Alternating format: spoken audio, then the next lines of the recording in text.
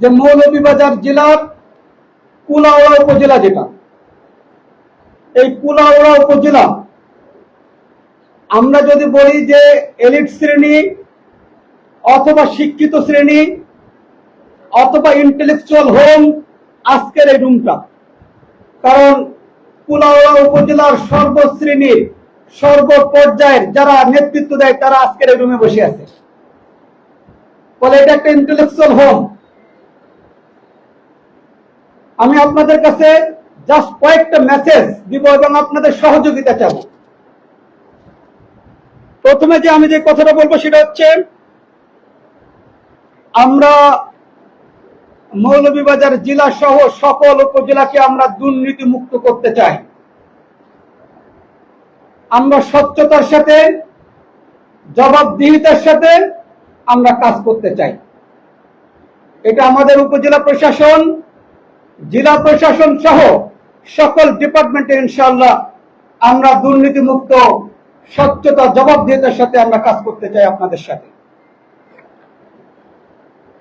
আমরা এখানে যে জনবল সমস্যার কথা বলা হয়েছে, আমার পক্ষ থেকে সরকারি দপ্তরের বিভিন্ন যে ডিমান্ডগুলো আসবে, আমার সুযোগ আছে বিভিন্ন পর্যায়ের আমাদের যে ডিপার্টমেন্ট আছে সচিব স্যারদের সাথে কথা বলার।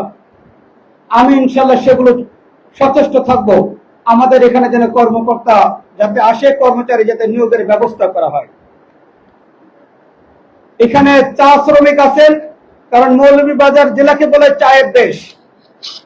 এখানে চা বোর্ড আছে, এখানে ডিডি লেবার আছে, এখানে চাঁদের যে শ্রমিকদের যে সংগঠন সিবিআই আছে। ফলে এখানে আমরা তাদের সাথে সরাসরি কথা বলবো। উপজেলা পর্যায়ে ইউনো এবং ওসি সাহেব কথা বলবেন। সামনে আমাদের একটা বড় হিন্দু ধর্মদের উৎসব। আপনারা অতীতে সৌহার্দ্য সম্প্রীতির সাথে আপনারা উৎসব পালন করে আসছেন। এবারও ইনশাআল্লাহ নির্ভয়ে আনন্দ মুখর পরিবেশে যাতে দুর্গা উৎসব পালন করা হয়, সে ব্যবস্থা প্রশাসনের পক্ষ থেকে সর্বোচ্চ পর্যায়ে নেওয়া হবে ইনশাআল্লাহ। আমি আপনাদের এখানে যেটা বলা হয়েছে যে চা বাগানের প্রাথমিক বিদ্যালয় নাই, নতুন করে যেহেতু প্রাথমিক বিদ্যালয় স্থাপন করা যাচ্ছে না, আমি আমাদের যিনি মাননীয় উপদেষ্টা আছেন, আমাদের সচিব স্যার আছেন, ডিজি স্যার আছেন, আমি তাদের সাথে কথা বলবো এবং আমি চিঠি লিখবো পার্সোনালি যে এখানে যদি ব্যবস্থা করা যায় সে বিষয়ে। এছাড়া একটা টি বাগানকে ইজারার বিষয় নিয়ে স্কুল প্রতিষ্ঠা করেনি। আমি ইউনো সাহেবকে বলে যাচ্ছি তাদের সাথে কথা বলার জন্য। তিনি কথা বলবেন ওসি সাহেবকে সাথে নিয়ে। যদি তিনি সলিউশন করতে না পারেন আমার কাছে পাঠিয়ে দিবেন। অবশ্যই যদি চুক্তির শর্তটাকে পূরণ করতে হবে। চুক্তির শর্ত তাকে পূরণ করতে হবে। যদি স্কুল প্রতিষ্ঠানে থাকে তাকে স্কুল প্রতিষ্ঠা করতে হবে। এটা এই এলাকার মানুষের প্রাণের দাবি, স্কুল। এখানে আমি অনুষেব আছেন, আমি বলতে চাই আগামী মাসে যদি আমি এই কুলাউড়া উপজেলায় আসি, তার আগেই যদি নতুন ভবনে চলে যান, তাহলে সেখানে হচ্ছে এসি লাগাবেন। আর যদি না যাইতে পারেন এই হলরুম যেন এসি লাগানো হয়ে যায়। এখানে মনো নদীর বাঁধের কথা বলা আছে। এখানে 996 কোটি টাকার প্রজেক্ট, টোটাল 996 কোটি টাকার প্রজেক্ট। পানি উন্নয়ন বোর্ডের নির্বাহী প্রকৌশলী মহোদয়কে জানানো হয়েছে কোন জায়গায় কি অবস্থায় আছে, তিনি আমাকে ব্রিফ করবেন। আমি বলেছি আগামী যে মাসিক মিটিং আছে, আমরা যেমন এ মাসে আমরা মাসিক সভা করছি, আগামী মাসিক মিটিং এর আগেই তিনি আমাকে ব্রিফ করবেন কি অবস্থায়। এ বিষয়ে আমি আপনাদেরকে ইনশাআল্লাহ তথ্য দিব স্বচ্ছতার সাথে। গরু চুরি সহ অন্যান্য বিষয়গুলো আমাদের এসপি মহোদয় বলছেন, সেগুলো আমি আর কাজ করতে চাই না। আপনারা দীর্ঘক্ষণ এই অসহ্য গরমের মধ্যে আমাদের জন্য ওয়েট করছেন, এর জন্য আমি আবার আন্তরিকভাবে ক্ষমা চাই, দুঃখ প্রকাশ করছি। আমি এখানে সাংবাদিক বৃন্দ আছেন, নেতৃবৃন্দ আছেন, বিভিন্ন দলের সুদীজন আছেন, ছাত্ররা আছেন, সমন্বিতভাবে প্রত্যেকের জায়গা থেকে আমরা যদি দায়িত্বশীল হই, আমরা যদি স্বচ্ছতার সাথে নিজের বিবেক বুদ্ধি খাটিয়ে যদি আমরা কাজ করি, তাহলে এই কুলাউড়া উপজেলাকে বাংলাদেশের মধ্যে একটা মডেল উপজেলা হিসেবে গড়ে তোলা সম্ভব। এবং আপনাদের সহযোগিতা দরকার।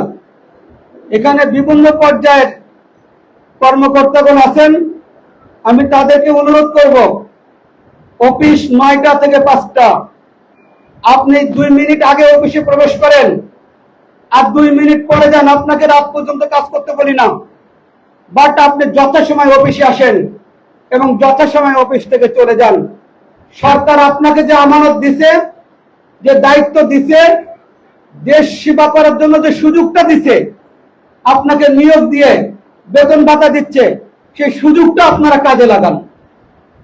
যারা ইউনিয়ন পরিষদের চেয়ারম্যান আছেন, তাদের প্রতি অনুরোধ, জনগণের ভোটে আপনারা নির্বাচিত হয়েছেন, আপনারা এই জনগণের সাথে কমিটেড, তাদেরকে সেবা দেওয়ার জন্য আপনারা আপনাদের কমিটমেন্ট রক্ষা করে চলবেন ইনশাআল্লাহ।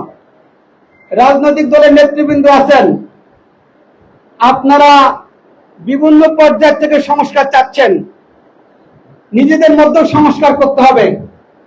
আমরা জেলা প্রশাসন, পুলিশ বিভাগ, আমার পাশে এসপি মহোদয় আছেন, আমরা অলরেডি আলাপ শুরু করে দিচ্ছি যে আমরা জেলা প্রশাসনের সংস্কার চাই, উপজেলা প্রশাসনের সংস্কার, আমরা স্বচ্ছতার সাথে কাজ করতে চাই।